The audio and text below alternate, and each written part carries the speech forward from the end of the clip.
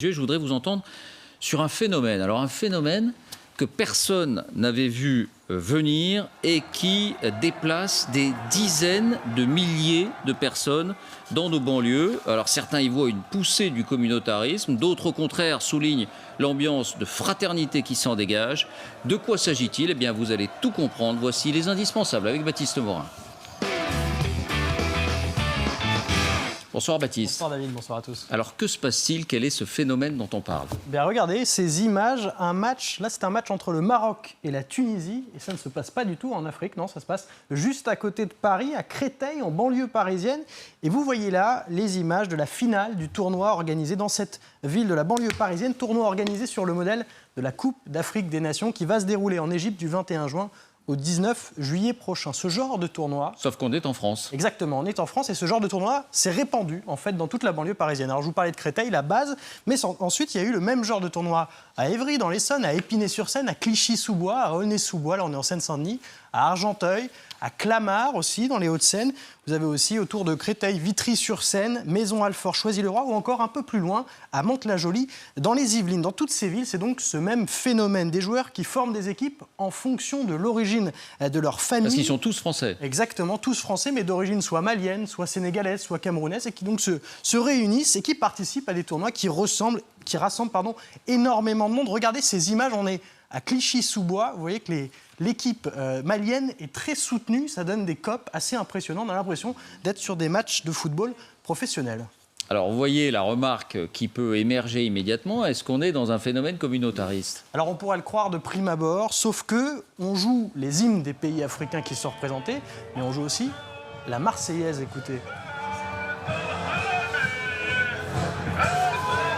Ce même tournoi qui est organisé, donc on l'a dit, il est organisé à Créteil, il s'appelle le tournoi du vivre ensemble, ça veut tout dire, c'est pas la CAN, c'est le vivre ensemble. Et puis le trophée, il est remis, vous le voyez, par le maire de la ville de Créteil. Et puis il n'y a aucun débordement sur les réseaux sociaux, c'est très organisé. Un groupe Facebook appelle à respecter les arbitres et les remercie parce que les matchs sont arbitrés, ça c'est aussi important. Puis on appelle aussi, ça c'est un signe, à bien se garer sur les parkings des stades pour ne pas causer de problèmes aux abords des stades. Oui, il y a du civisme, mais vous nous dites que c'est en train de devenir un phénomène national, ça sort de la région parisienne. Exactement, les footballeurs et les rappeurs ont très vite soutenu en fait cette initiative via les réseaux sociaux. Vous les voyez défiler. Le premier à mettre un grand coup de projecteur, vous allez le voir, c'est lui, Riyad Mahrez. Il est joueur algérien, il vient d'être sacré champion d'Angleterre avec Manchester City.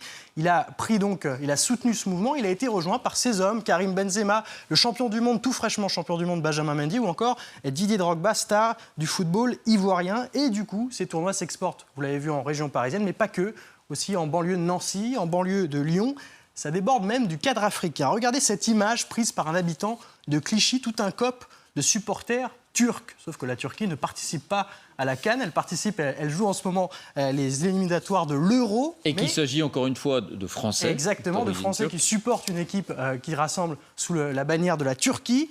La Turquie a participé au tournoi de Clichy-sous-Bois. Un parieur sportif a même profité de ces images-là pour les relayer en disant qu'il y avait presque plus d'ambiance en fait, dans ces matchs-là que dans certains matchs professionnels. Et puis la finale du tournoi d'Évry, qui a lieu samedi, si vous voulez y aller, c'est samedi prochain, et ce sera évidemment une équipe malienne, le Mali, composé de Français, qui sera opposé à ce qu'ils appellent le reste du monde. Il y a notamment des joueurs issus des dom-toms. Et ça déborde même du cadre national, David, et international.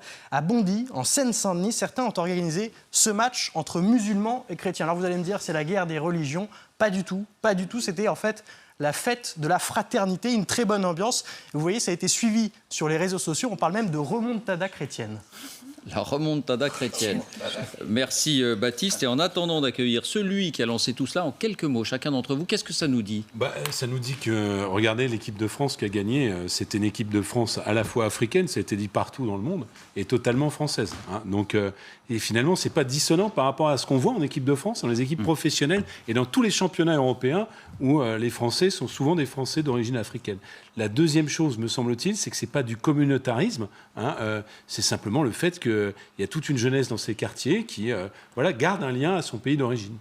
Pascal. Oui, c'est ça, c'est effectivement le jeu entre cette double culture. Et je trouve que ce qui est intéressant, c'est que le foot, on l'a dit tout à l'heure dans votre reportage, on chante aussi la Marseillaise, il y a le maire qui vient, donc il y a quand même tout un environnement, on joue entre les deux cultures.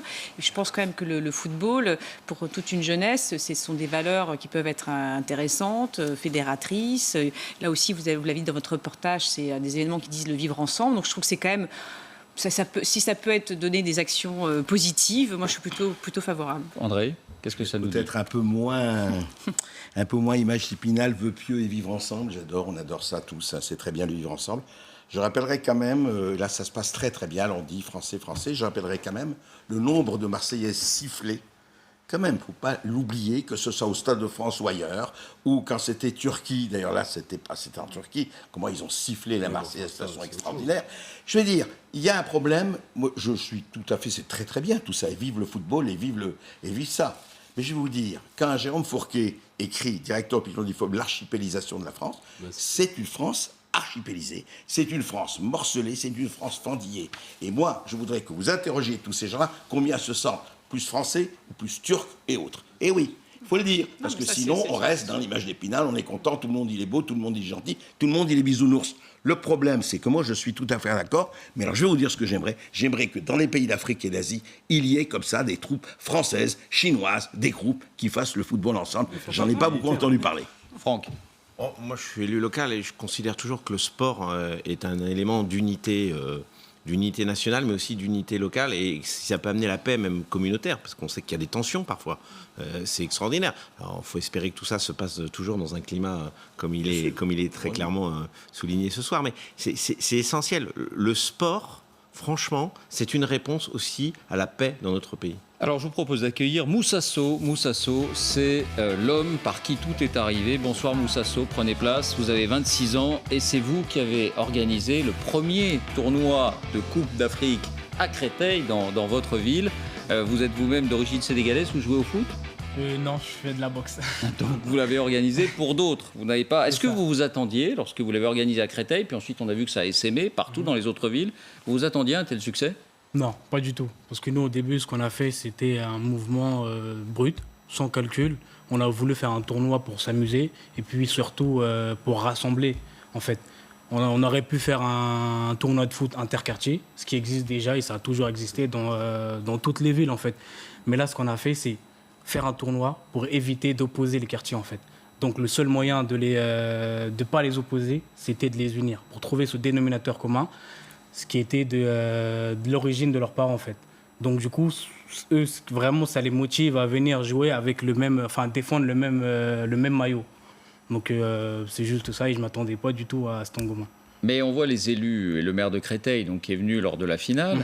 Est-ce qu'au départ, ils ne vous ont pas dit, attention, vous risquez d'exacerber les origines nationales et peut-être ces différences qui vont s'affirmer de façon trop forte? Non, pas du tout. Au contraire, ils nous ont encouragés parce que nous, en fait, le tournoi, on l'a appelé le tournoi du vivre ensemble, sous le modèle de la CAN qui va se dérouler le 21 juin en Égypte. La Coupe d'Afrique des Nations. Exactement, la Coupe d'Afrique des Nations. Mais nous, le tournoi, il s'appelle clairement le tournoi du vivre ensemble. Vous pouvez le voir sur tous nos réseaux, sur Snapchat, sur Instagram. On a vu sur toutes les images, on a vu beaucoup de liesse, on a vu beaucoup de bonne humeur et on n'a pas vu de traces de ce que le foot peut engendrer parfois, hein, parce qu'il faut se le dire quand même. Et la force de ces initiatives, c'est maintenant les réseaux sociaux. C'est-à-dire que vous mobilisez plus, bien évidemment, parce que vous avez un moyen de communiquer de façon gratuite, quasiment, sur l'ensemble du territoire. Donc c'est ça aussi la puissance qui existe aujourd'hui, qui n'existait pas il y a quelques années. Exactement, et même ailleurs. Hein. Là, juste avant de venir, j'étais au téléphone avec des journalistes qui étaient à l'étranger, au Maroc, etc., qui nous disent que c'était une très bonne initiative. Ils veulent aussi refaire la même chose avec des pays européens au Maroc. Donc ça, c'est au Maroc, faire les Polonais du Maroc contre les Portugais du Maroc. Pas forcément les Polonais du Maroc, mais des touristes qui viennent en vacances à la plage. Ils vont les inviter sur une plage à faire un tournoi comme celui-ci. Alors moi, je suis fan de ça parce que finalement, c'est un peu la photocopie, si j'ose dire, de la Coupe d'Afrique des Nations.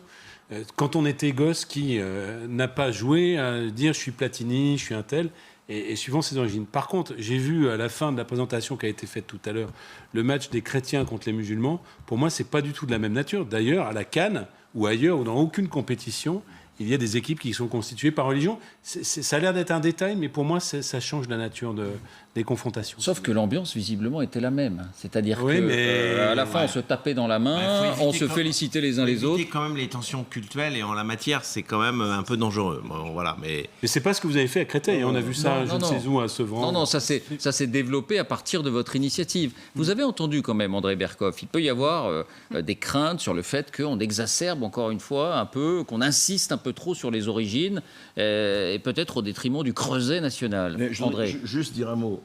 Quand je dis ça, moi je trouve ça formidable. Vive le sport et vive le football. Mais c'est vrai que de ce point de vue-là, comment vous dire, on est en France, on aurait aimé avoir aussi, pas seulement les drapeaux turcs, etc., avoir des drapeaux français. J'en ai pas vu là. Hein, mais chante la Marseillaise. Non mais on aurait aimé, vous voyez ce que je veux dire. On est en France, on aurait aimé voir les drapeaux, c'est très bien, algériens, marocains, etc. Et puis des drapeaux français au milieu, puisqu'on est en France. Oui. Alors c'est pas un reproche, mais c'est une. C'est pas un reproche, mais en fait, pourquoi est-ce qu'on doit dire qu'on est en France? On le sait qu'on est en France. Oui. On le sait qu'on est en France. Moi, ma carte d'identité, elle est française. J'ai pas de double nationalité. J'ai qu'une nationalité, elle est française. Ma voiture, elle est française. Oui. La monnaie avec laquelle je paye, c'est l'euro. C'est l'euro, oui, Donc du coup, pourquoi se justifier plus à dire qu'on est français? Nous, on est fiers d'être français. Et la preuve, encore une fois, c'est qu'avec ces pays qui jouent à la CAN, avant chaque hymne, c'est d'abord la Marseillaise qui est chantée. Et 80% des personnes qui jouent dans ces équipes connaissent mieux la Marseillaise que l'hymne des pays qu'ils représentent. Et je vous assure que c'est vrai. Alors si c'est vrai, tant mieux. C'est convaincant. Pascal. Moi, juste, je trouve assez formidable, c'est que c'est une idée qui a jailli comme ça, de façon un peu spontanée. Et je trouve que si on peut, dans tous ces quartiers, dans tous ces endroits, faire preuve de créativité. Encore une fois, j'insiste beaucoup sur la question de la créativité, et qui en plus trouve un écho favorable, qui se décline ailleurs. Moi, je trouve ça assez formidable. On est allé demander aux joueurs et aux supporters des joueurs à Créteil, donc chez vous, Moussasso, comment ils voyaient ça. Et écoutez-les, propos recueillis par Guillaume Vincent et Jérôme Marcantetti. Il n'y a aucun communautarisme là-dedans. C'est vraiment, je pense, une idée géniale qui a été trouvée par Moussasso pour pouvoir justement briser les frontières des quartiers et réunir autour d'un élément fédérateur, le football, beaucoup de jeunes qui sont évidemment issus des quartiers. Je pense que quelle que soit l'initiative que l'on peut mettre en place ou que les jeunes peuvent mettre en place, et précisément les jeunes des quartiers, je pense qu'il y aura toujours une interprétation derrière. Ces débats-là, en fait, c'est des débats qui n'ont pas lieu d'être. En fait, c'est parce que on peut être champion du monde français et fier de représenter des pays africains comme maghrébins. Tu es né ici, tu as grandi ici, tu es parti à l'école ici. Ta vie, elle est ici. Avant tout, tu es français. Après, on ne peut pas rejeter ses origines. Alors, vous nous avez dit, Moussasso, que vous ne vous attendiez pas à un tel engouement. Comment vous l'expliquez ?